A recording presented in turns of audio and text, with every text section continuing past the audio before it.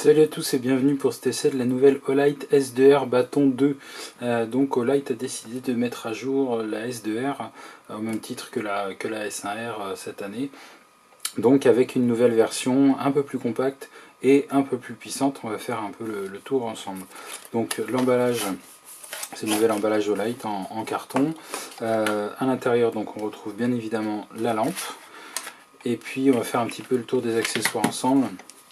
Donc on a une petite pochette en simili velours, voilà, pour ranger votre lampe, la notice, on va y revenir, une dragonne estampillée Olight avec comme d'habitude la petite aiguille qui permet de passer la dragonne.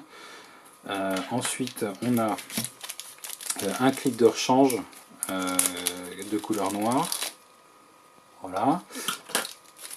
On a également le câble de rechargement magnétique qui a été lui aussi modifié par rapport à la première version, puisqu'il permet d'avoir un courant de charge plus élevé pour recharger des batteries de plus grande capacité plus rapidement. Voilà, donc toujours de très bonne qualité. Alors ensuite, concernant donc la lampe, donc on est sur une lampe au format 18650. Elle est extrêmement compacte, hein, comme vous pouvez le constater. Donc on va faire un peu le tour des changements par rapport à la S2R première du nom.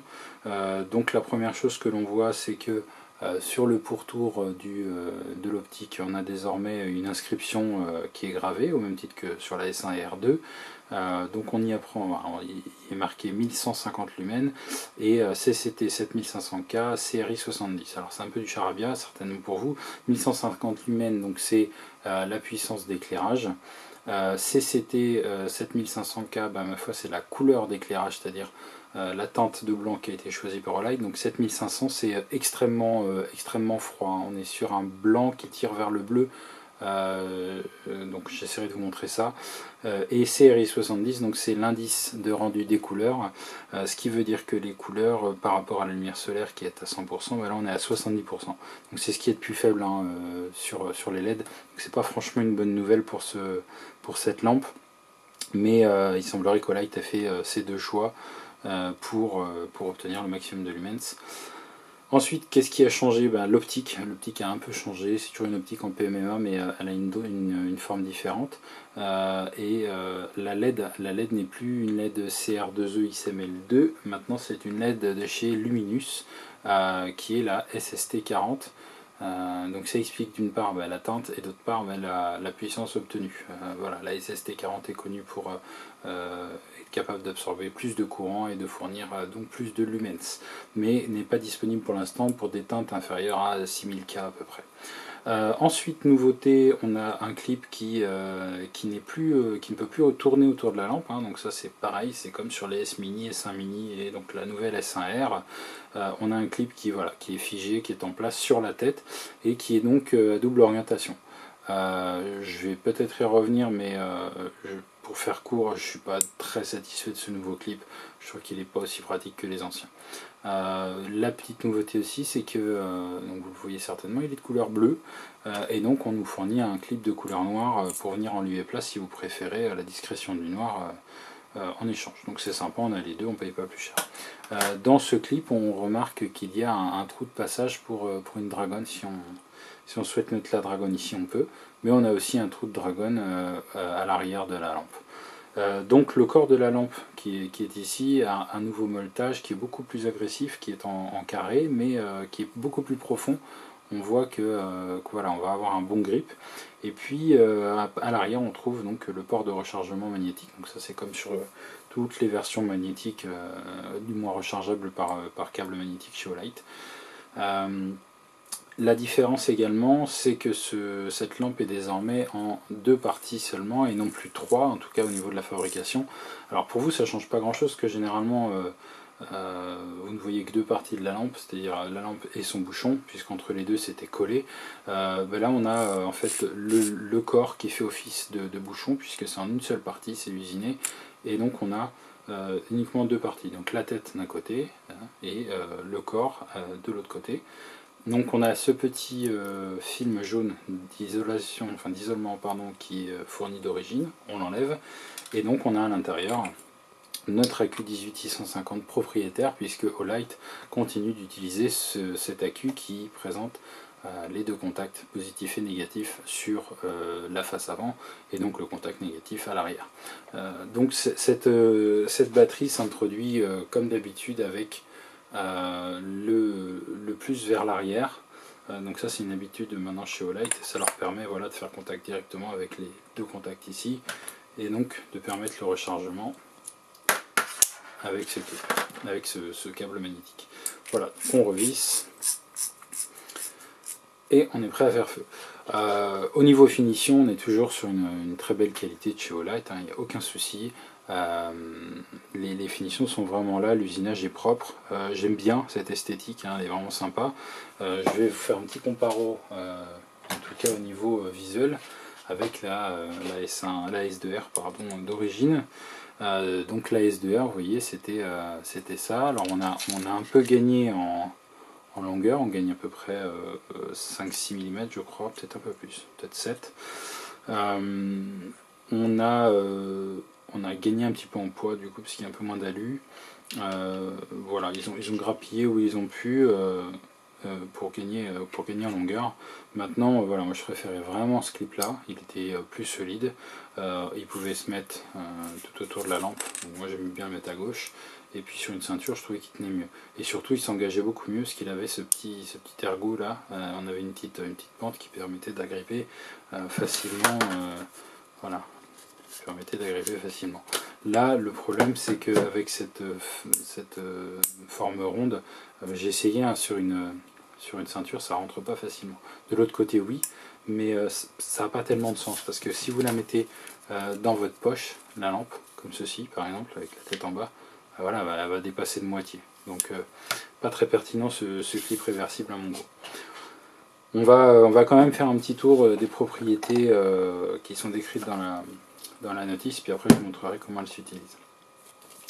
Donc le manuel d'utilisation, comme d'habitude, traduit dans toutes les langues du monde.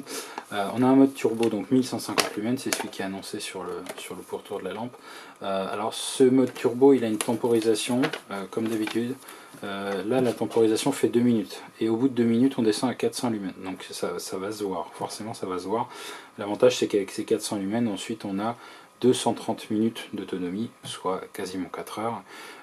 Le mode élevé, lui, il fait 400 lumens, voilà, donc c'est le même mode. 400 lumens pour 4 heures, ensuite 120 lumens pour 14 heures, etc. Et on a le plus petit mode qui fait 0,5 lumens, le mode Moonlight, qui fait 60 jours d'autonomie. Donc voilà, vous avez de quoi voir venir aussi. La portée n'est pas énorme, elle fait que 135 mètres, puisque l'intensité du faisceau est assez diffuse hein, avec cette optique en plastique. Olight a clairement annoncé la couleur sur l'emballage, puisqu'elle annonce que c'est une lampe EDC, donc Everyday Carrying, donc à destination d'un usage quotidien et pas spécifique comme d'autres modèles. Donc un usage quotidien, ça veut dire votre lampe que vous avez donc tous les jours avec vous, dans votre poche si vous avez des grandes poches, et à votre ceinture sinon, et que c'est pour un usage généralement de courte portée, en intérieur ou en extérieur, mais en tout cas à moins de 20 mètres.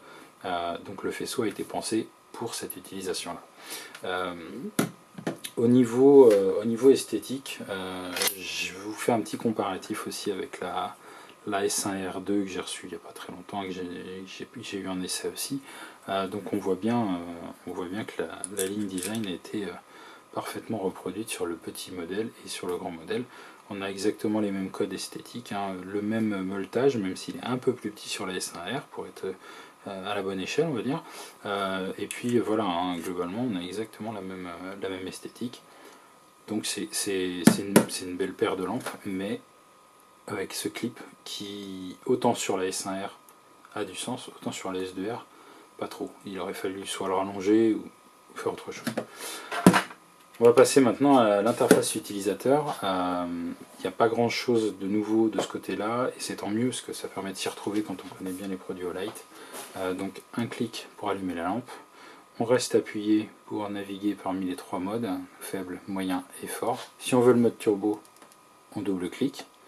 Vous voyez, c'est quasiment bleu, hein. C'est très très très froid lumière. Donc le mode turbo, double clic, j'éteins avec un simple clic. Alors quand on est sur le mode turbo et qu'on éteint, vous voyez, il y a une graduation. Ça s'éteint en un peu moins d'une seconde graduellement. C'est sympa, c'est joli en tout cas. Et quand on rallume, c'est pareil, hein, il y a une petite rampe de montée avant d'arriver sur le mode fort. Le mode turbo n'est pas mémorisé. Les modes faible, moyen et fort sont mémorisés, c'est-à-dire que si je me mets en moyen, que j'éteins et que je rallume, ben je retombe sur le mode moyen, donc ça c'est très pratique. Mais le mode turbo, lui, n'est jamais enregistré. Là je suis en turbo, j'éteins, et si je rallume, je retombe sur le mode fort. Voilà. L'autre raccourci, c'est en faisant un appui long, comme ceci. Voilà, là on a le mode Moonlight qui fait donc un demi-lumen d'après la notice et qui a les 60 jours d'autonomie. Donc là on éclaire très peu, mais voilà, la nuit c'est bien suffisant. Si vous venez de vous réveiller, c'est bien suffisant en général. Le dernier raccourci, c'est comme d'habitude le triple clic qui vous donne le stroboscope à 1000 lumens, enfin 1150. Donc le stroboscope c'est toujours aussi inutile et du coup Light continue de le mettre dans ses lampes. Il y a certainement un public pour ça, j'en fais pas partie, mais voilà, avec 3 clics je l'utilise jamais et c'est très bien. Il y a une chose que j'ai beaucoup appréciée au même titre que sur la S1R2, c'est qu'on a un indicateur de batterie désormais qui est intégré et qui est sous le bouton. Donc si j'allume la lampe sur un autre mode que le mode Moonlight, ça marche pas sur le mode Moonlight, quand j'allume la lampe sur le mode faible par exemple, on le voit pas vraiment bien sur la vidéo, mais voilà, il y a un petit voyant vert qui m'indique que la batterie, bien sûr, vert, est en bonne santé. Ensuite, il passe au orange, puis au rouge. Donc ça permet d'avoir un état de votre batterie à partir du moment où vous allumez la lampe. Donc c'est quand même bien appréciable, parce que on n'est pas obligé de démonter la lampe, de mettre la batterie dans un chargeur pour savoir à combien on est. On a directement ce petit indicateur, donc ça c'est une belle évolution. C'est bien sympa. Concernant le chargeur, je vais vous faire une petite démo du chargeur. Donc j'ai pris une batterie, mais ça marche avec n'importe quel port USB. Et on a juste à connecter voilà, le câble magnétique. Alors il colle très bien et on peut même suspendre la lampe avec, il n'y a pas de souci. Et puis donc on a ce petit voyant rouge qui s'allume et qui passe ensuite au vert quand la lampe est finie de charger. Donc ça c'est très classique. Ce câble de chargement, la seule différence avec l'ancien, je vous le disais, c'est voilà, le courant de charge, c'est marqué dessus. Il est passé à 1 ampère. Voilà. Que dire de plus sur cette lampe? Si vous avez déjà la S2R, vous n'allez pas forcément voir l'intérêt. Si vous n'en avez pas encore et que le rendu des couleurs n'est pas une priorité pour vous, mais vous voulez un maximum de luminosité, parfait, elle est vraiment parfaite pour ça. Maintenant, si ça vous sert à vérifier la couleur d'un cuir, d'une peinture ou je ne sais quoi, c'est pas la peine. L'éclairage est pas du tout de bonne qualité pour ça. Autant le faisceau est très bien défini et la forme est bien, c'est un rond sans plus de fioritures. Par contre, au niveau des couleurs, c'est pas possible. C'est très blanc, c'est très froid. Donc pour moi, c'est un retour en arrière de la part de Light. Ils ont favorisé voilà, la puissance d'éclairage au détriment de sa qualité. Pour comparer, j'ai pas beaucoup de Light d'origine, mais voilà, ça c'est la S2A qui était vendue comme étant blanc froid. Voilà la différence quoi. Je suis sur les modes élevés des deux côtés, on a à peu près autant de lumen à droite qu'à gauche. À gauche c'est un blanc froid comme le vendait Light il y a 2-3 ans, donc avec une XML2. Et à droite c'est voilà, la S2R2 avec la nouvelle Luminous 7500 Kelvin. À mon sens c'est pas terrible. Pour le reste c'est un sans faute. Donc peut-être qu'on aura droit à des versions blanc neutre à l'avenir, je ne sais pas. Sur ce, je vous laisse avec la page Amazon du produit si vous voulez commander, et puis sinon il y a au Light Store, et n'hésitez pas à poser des questions, je la démonterai, c'est à peu près sûr, sans la casser je sais pas, ça a l'air encore plus compliqué, mais je la démonterai et je mettrai certainement une vidéo du démontage sur ma chaîne perso également. Voilà, merci à tous, à la prochaine.